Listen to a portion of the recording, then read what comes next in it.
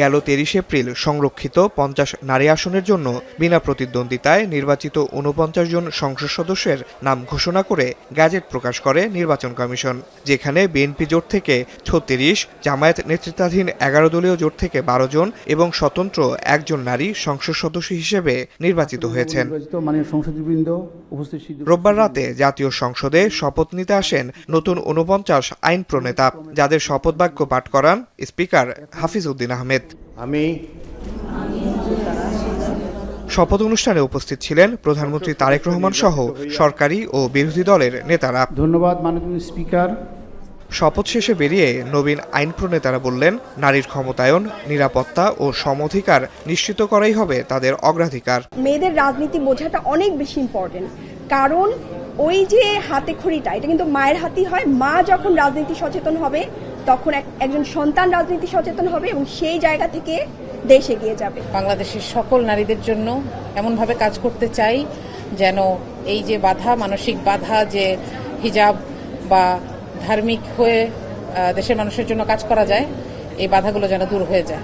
নারী হলো একটা সমাজ গঠনের মূল ভিত্তি। সেই মূল ভিত্তিকে আমরা কিভাবে গড়ে তুলব, প্রধানমন্ত্রীর নির্দেশনায় আমরা সেইভাবে একদম ইউনিয়ন কাউন্সিল থেকে শুরু করে উপর পর্যন্ত কাজ করব।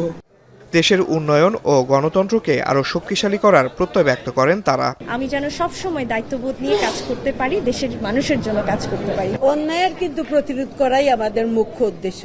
এইটা যদি করতে না পারি, যে পর্যায়ে আমি এসেছি এই পর্যায়ে আসার কোনো যৌক্তিকতা নাই। নতুন বাংলাদেশকে সেই আঙ্গিকেই দেখতে চাই, যে বাংলাদেশটা একটা মানবিক বাংলাদেশ, যেই বাংলাদেশে আর গুম খুন হবে না, মায়েদেরকে অপেক্ষা করে থাকতে হবে না তার সন্তানদের জন্য।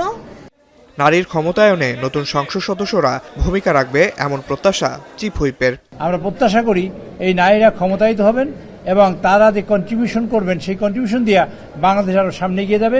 মাননীয় প্রধানমন্ত্রী জনাব তারেক রহমান সাহেবের নেতৃত্বে যে অবিচল আস্থা তারা রেখেছেন, অনেকেই আমাদের যারা দলীয় সংসদ সদস্য আছে তাদের মাধ্যমে সমগ্র বাংলাদেশের নারীদের ক্ষমতায়ন করার জন্য আমরা যে কাজ করছি সেই কাজকে তারা আরও বেগবান করবেন।